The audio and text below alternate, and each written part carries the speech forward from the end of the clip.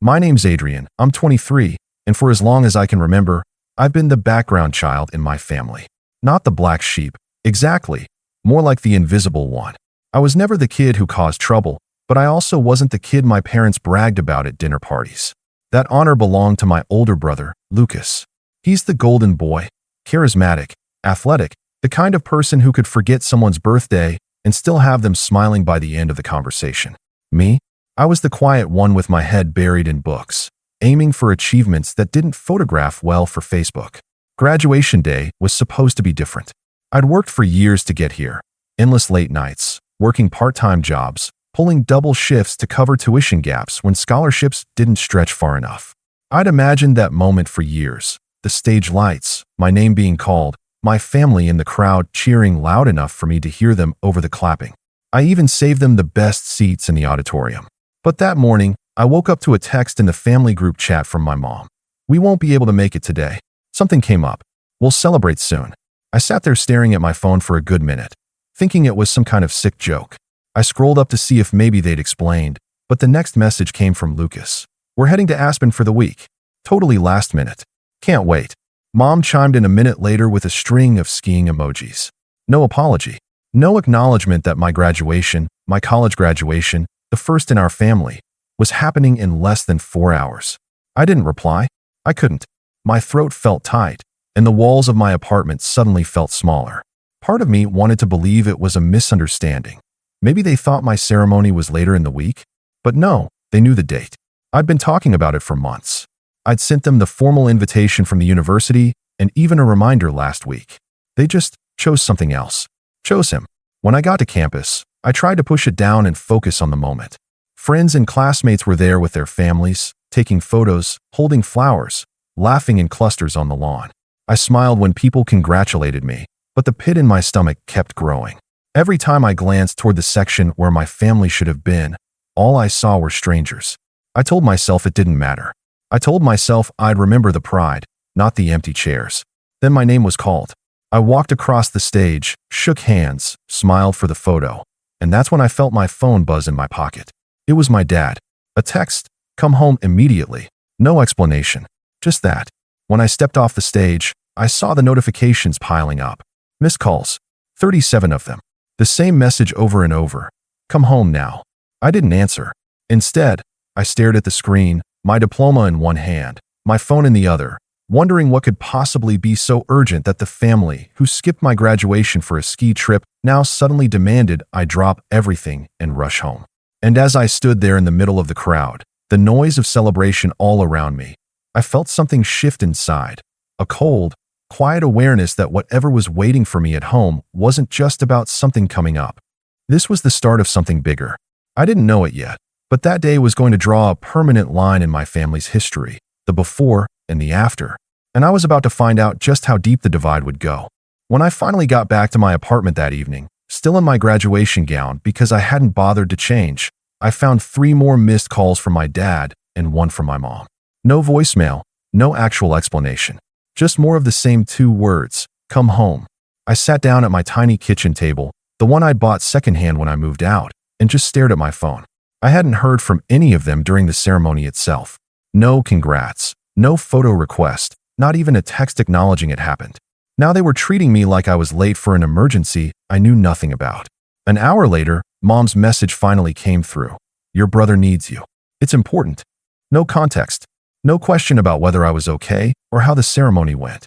Just straight to Lucas. I could almost hear the tone behind it, the same one I'd grown up with. In our house, Lucas's problems were family problems. Mine were mine.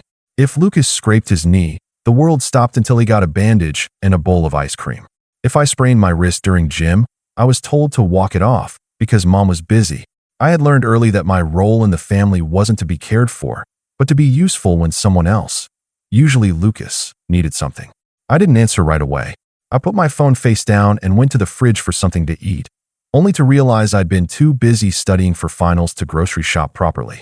I poured myself a bowl of cereal and sat there in silence, thinking about how every major milestone in my life had somehow been overshadowed by Lucas. My high school graduation? He'd been caught throwing a huge party the night before, so all anyone could talk about was the trouble he'd gotten into. When I got my first job, He totaled his car the same day, so the family group chat lit up with everyone discussing insurance claims instead of congratulating me. Around 9 p.m., my phone buzzed again, a video call from my dad. Against my better judgment, I answered. Dad's face filled the screen, his expression tight and impatient. "Adrian, finally. We've been calling you all day." "I was busy," I said flatly. "Graduating." He didn't even acknowledge it. "Lucas is in trouble. He needs you to come over tonight." "Now." I blinked. "What kind of trouble?" Dad sighed like I was being unreasonable. "His credit card's maxed out, and he can't pay the balance. He was counting on you to help." I stared at him. He was counting on me? I didn't even know about this until 10 seconds ago. "You're good with money," Dad said, as if that explained everything. "You've been working all through school, saving up. Lucas wouldn't ask if it wasn't serious." I felt my jaw tighten. "You skipped my graduation to go skiing, and now you're asking me to bail him out." "It wasn't about skiing," Dad said quickly, but I could see the ski lodge behind him in the video, the wood-paneled walls, the fancy chandelier. Lucas had been stressed, and we thought the trip would help. "You know he's been under pressure lately, right?" I said, my voice cold. "And I guess I haven't been." Dad's expression shifted, that subtle flash of annoyance I'd seen my whole life. The unspoken message, "Stop making this about you." When I hung up, I sat there for a long time, staring at the blank wall opposite my couch. It wasn't just that they'd missed my graduation. It was the expectation that I would, without hesitation, set aside my own life to clean up after Lucas. It had always been that way. When he failed a class in college, I was roped into doing his assignments just for one semester. When he ran up a tab at a bar, I was guilt-tripped into paying it off because family sticks together. But somehow, family never stuck with me. 2 days later, I got another call, this time from Lucas himself. He didn't bother with hello. "Hey, so, when are you bringing the money over?" "I'm not," I said. There was a pause, then a laugh. "Come on, don't be like that. You've always helped me before." "Yeah," I said slowly. "And you've never once shown up for me. Not for my graduation, not for anything. Why should I help you now?" He scoffed. "Wow, so you're going to hold a grudge over some ceremony? You're being petty." That word, petty, hit harder than it should have. It was the same thing they'd always said whenever I stood up for myself. In their eyes, my boundaries weren't boundaries. They were overreactions. By the end of the week, I was getting texts from every family member I could think of. Aunts, uncles, even my grandmother. All telling me some version of, "Lucas is your brother. You can't just let him fail like this." Or, "Don't throw away family over money." Not one of them mentioned my graduation. Not one. The thing was, I hadn't even told them no because of the money. I had told them no because I was tired. Tired of being the safety net for a man who never learned to land on his own feet. Tired of being invisible until they needed me. And the more they pushed, the more I realized they didn't see me as part of the family in the same way they saw Lucas. I was a resource, a tool. What I didn't know then was that their pressure campaign was just getting started. The texts, the calls, the subtle digs. They were all building towards something much bigger, something they thought they could corner me into. And they had no idea that the more they pushed, the more I was already starting to plan how I'd push back. It wouldn't be long before they gave me the perfect reason. And once they did, there would be no going back. It was a quiet Thursday morning when the real blow landed. I had just finished sending out a few job applications, the kind of positions I'd been dreaming about throughout college, when I got a call from my bank. The woman on the other end was polite but concerned. "Mr. Rivers, I just wanted to confirm a large transfer request we received from your account earlier today." I sat up straighter. "Transfer request? I haven't authorized anything." She read off the details. Nearly $4,800, set to be wired to a joint account in Lucas's name. My stomach dropped. "Cancel it," I said immediately. "That's what I thought," she replied. "It was initiated online from an IP address registered at your parents' home." I didn't need a detective to piece it together. My parents had my old banking login from years ago, back when I was still in high school, and they insisted on keeping an eye on things so I wouldn't overspend. I'd never changed the password because I trusted they'd never use it without my consent. I guess that trust was misplaced. I ended the call, shaking, not just from anger, but from the quiet, bone-deep realization that they'd crossed a line I couldn't ignore. This wasn't asking for help. This wasn't even guilt-tripping. This was theft, plain and simple. And it wasn't even just about the money. It was about the fact that they felt entitled to take from me without asking, because in their eyes, it wasn't really mine to begin with. Before I could even process what to do next, my phone buzzed again. This time it was a text from Lucas. "Thanks for covering it, man. I'll pay you back when I can." A winking emoji followed, like it was some harmless joke between brothers. I didn't reply. My hands were too tight around the phone, knuckles white. I thought back to every moment they'd made me feel small. Every time my achievements were sidelined.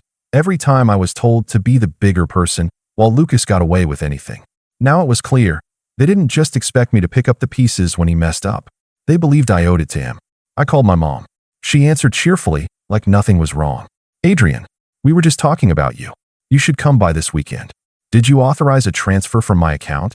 I asked, my voice sharper than I intended. There was a pause, not the pause of someone confused, but the pause of someone figuring out what excuse to use. "Oh, sweetheart, we knew you'd help your brother. He's in a tight spot, and we didn't want to bother you with the details while you were busy with school things." "You stole from me," I said. Her tone hardened instantly. "Don't be dramatic. We're family. It's not stealing when it's for someone you love." Something inside me shifted at those words. For years, I'd let that twisted version of love dictate how I was treated. But in that moment, it hit me. Their definition of love was just a word they used to excuse taking whatever they wanted from me. I hung up before she could say more. The silence in my apartment was so sharp it felt like it had edges. My diploma was still leaning against the wall where I'd left it after graduation, unframed, unopened. I stared at it, and I realized it wasn't just a piece of paper. It was proof. Proof that I'd built something for myself despite them, despite being constantly overlooked, despite being treated like a backup plan for their favorite son. That night, I changed every password I had. Bank accounts, email, everything. And as I did, I thought about the 37 missed calls on graduation day, the way they'd made my milestone about Lucas's ski trip, the entitled assumption that my hard-earned money was theirs for the taking. They had taken the first shot. They had made it clear they weren't going to respect any boundary I set. And I had a feeling they thought I'd just fume quietly and then forgive them, like always. They were wrong. Because this time, they hadn't just hurt me. They'd given me a reason, a perfect reason, to finally stop playing the role they'd assigned me. And in the days ahead, that reason was going to be the fuel for something they wouldn't see coming. What I didn't know yet was how far they were willing to push me before I acted. But I was about to find out. The next couple of weeks felt like moving through heavy fog. I still went through the motions, sending out job applications, making it to a few interviews, but my mind was elsewhere. Every time I opened my banking app, I half expected to see something else missing. I kept my phone on silent because I couldn't stand the constant buzzing from family members, each of them with their own friendly reminders about how I should let it go for the sake of family peace. The narrative they were pushing was predictable. Lucas was stressed, Lucas was struggling, Lucas didn't mean any harm. Somehow, I was the cold one for making a scene about it. The theft had been reframed as a misunderstanding, and my refusal to cave was holding a grudge. It was surreal. I wanted to scream every time someone told me I was being unfair, but I didn't. I didn't give them the satisfaction of hearing my frustration. Instead, I pulled back. I stopped going to Sunday dinners. I stopped answering calls unless they came from numbers I didn't recognize, in case it was a job opportunity. I stopped checking the family group chat entirely. When I finally opened it one night out of morbid curiosity, I saw a string of photos from the ski trip, Lucas posing with his friends, champagne in hand. There were laughing emojis and captions about living life to the fullest. My graduation? Not a single photo, not a single word. That hit harder than I wanted to admit. I tried for years to convince myself that if I just worked hard enough, if I achieved enough, they'd see me differently. That they'd be proud in the same way they were proud of Lucas. But the truth was right there in front of me. I could cure a disease and they'd still find a way to make it about him. My finances were tight now. Graduation had already drained most of my savings, application fees, rent, basic living costs. And while the bank had canceled the transfer before it went through, there had still been processing fees and a hold on my account for days. I had to scrape by with what I had left. I skipped meals more than I wanted to admit. My apartment felt colder, emptier. It was the first time in years I felt truly alone, not just without company, but without the illusion of support. The worst part? My degree should have been opening doors, but without any real connections or family backing, I was just another resume in a pile. Every rejection email was another reminder that I was on my own now. That if I fell, there was no one who'd catch me, unless catching me meant taking something from me. But here's the thing. In that quiet, in that isolation, a part of me started to wake up. I began keeping a small notebook by my bed, jotting down everything that had happened since graduation. Every call, every text, every piece of manipulation. I started looking back, writing down old incidents too, moments I'd brushed off at the time. When I read it all together, it was like looking at a long, slow-moving train wreck. Patterns I'd ignored before were glaringly obvious now. I wasn't sure yet what I was going to do with it, but I knew I was done reacting on impulse. I wouldn't yell. I wouldn't plead. I wouldn't try to make them see my side. That had never worked, and it never would. Instead, I was going to wait. Watch. Let them keep showing me who they were. And when the time came, I'd have more than just the will to stand up for myself. I'd have a plan. The problem was, they weren't done with me yet. And before I could put that plan into motion, they were going to push me further than I'd ever thought possible. Far enough that I'd have no choice but to act. The shift started small, almost unnoticeable at first. I landed a part-time research assistant job at a local firm. It didn't pay much, but it gave me enough breathing room to cover rent without dipping into the last of my savings. More importantly, it was a foot in the door, a place where my skills actually mattered and my work wasn't constantly overshadowed by someone else's charm. The first time my supervisor, Karen, complimented my report writing skills in front of the whole team, I didn't even know how to react.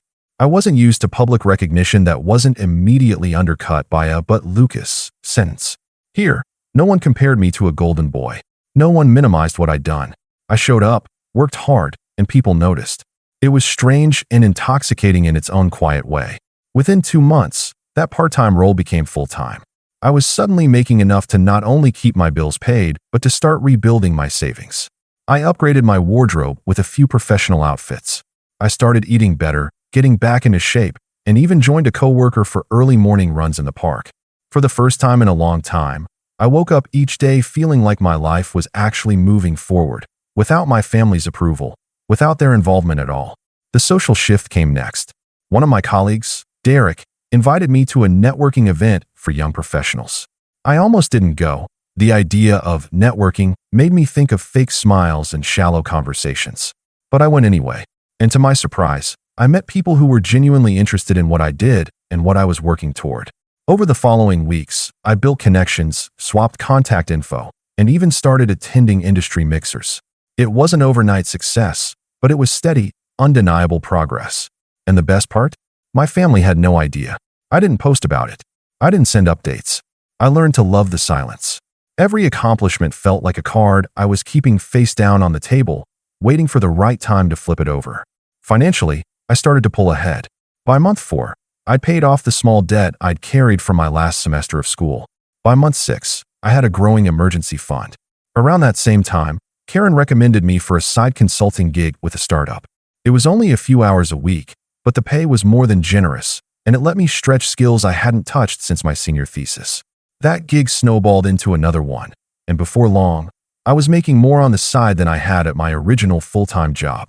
I knew the version of me they were used to, the quiet helper, the one who said yes because it was easier than fighting, would have never reached this point. This was new territory. I wasn't just surviving anymore. I was building leverage. And still, I kept my cards close.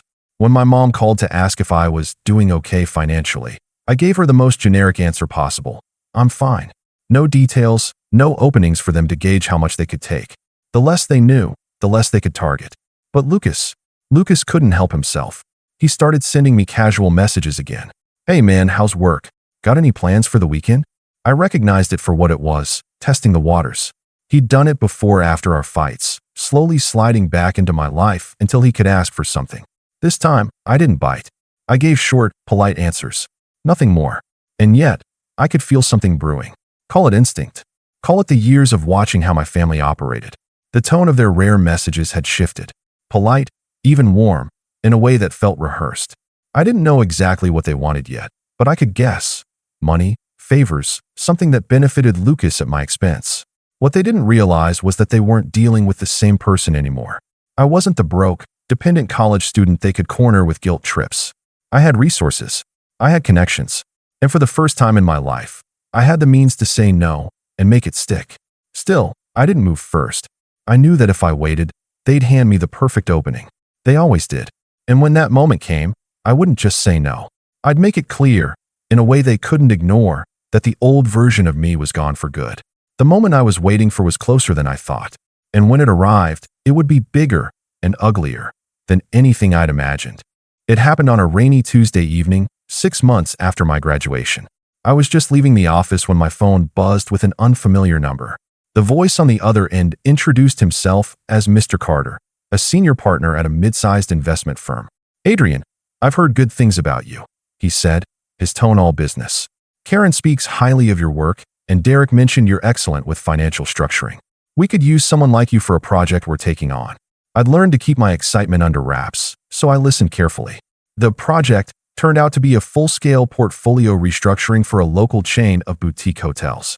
It wasn't just a job, it was a chance to work directly with high-net-worth clients, to get my name in rooms I'd never even known existed a year ago. The fee they offered for my role was more than my monthly salary at my regular job. I said yes. Over the next several weeks, I threw myself into the work. It was demanding, late nights, endless spreadsheets, constant strategy calls, but I was in my element. My input started to shape decisions. The chain's owner, a sharp but personable man named Michael Reeves, took notice. "You're not just good with numbers," he told me one night over dinner with the project team. "You understand how people think." That's rare. I didn't know it then, but Michael would end up being one of the most valuable connections I'd ever make. He had deep ties to the local business community and was well respected in circles my family couldn't even dream of entering. While all this was happening, I was also gathering information, not because I was actively planning revenge yet, but because old habits die hard. I'd been keeping that notebook of mine updated. Every petty comment from my family, every manipulation attempt, every subtle probe into my finances. But now I had something more. Through casual conversations with family friends at networking events, it's amazing what people will share over a glass of wine. I learned that Lucas had been trying, and failing, to get backing for a business venture. Apparently, he'd pitched a half-baked idea for a luxury sports bar to several investors, but no one was willing to touch it. One comment stuck with me. "If he can't get someone to co-sign a loan soon, he's sunk. Your parents are really stressed about it." I tucked that away in the back of my mind. I knew my family well enough to see the pattern forming. At some point, they'd try to present this sports bar as a family opportunity, spinning it as a chance for me to support my brother's future. They'd push hard, frame it as an investment, maybe even try to guilt me by saying it would unite the family. And they'd assume I didn't know how bad Lucas's situation really was. Meanwhile, my own position kept improving. When the hotel project wrapped, Michael pulled me aside. "You ever thought about starting your own consulting business? You've got the skills, and I've got contacts who'd hire you tomorrow." The idea lit something in me. Within a month, I'd filed the paperwork for my own small firm. It was still just me and a laptop in my apartment, but I had my first 2 clients before I even finished setting up the website. By the end of that quarter, I'd made more than I'd earned in an entire year at my first job. I didn't brag. I didn't even hint at it to my family. I let them think I was still working a modest office job, scraping by. Every time Mom asked, "How's work?" I'd give a vague, "Busy, but good," and change the subject. The less they knew, the better. But privately, I was building something that gave me real power. Not just money, but options. Options to say no without fear. Options to walk away without losing anything. Options to hit back if they cross me again. And sure enough, that moment arrived one Sunday afternoon when I got a family dinner invite out of the blue. No reason given, just "We'd love to see you." My gut told me this wasn't about catching up. This was the setup. I already suspected what was coming. What I didn't know yet was just how far they were willing to go to try and rope me in, or how perfectly their plan was going to set the stage for mine. I walked into my parents' house on that Sunday evening with the kind of calm you only get when you already know the ending to the story. The smell of Mom's roast chicken drifted from the kitchen, but the atmosphere in the living room was stiff, too rehearsed. Dad was sitting in his armchair, hands folded like he was hosting a board meeting. Lucas was on the couch, leaning back casually, but his eyes were just a little too bright. After the usual hollow greetings, Mom poured me a glass of water and said, "We're so glad you could make it. There's something exciting we want to talk about, a family opportunity." I almost smiled. There it was.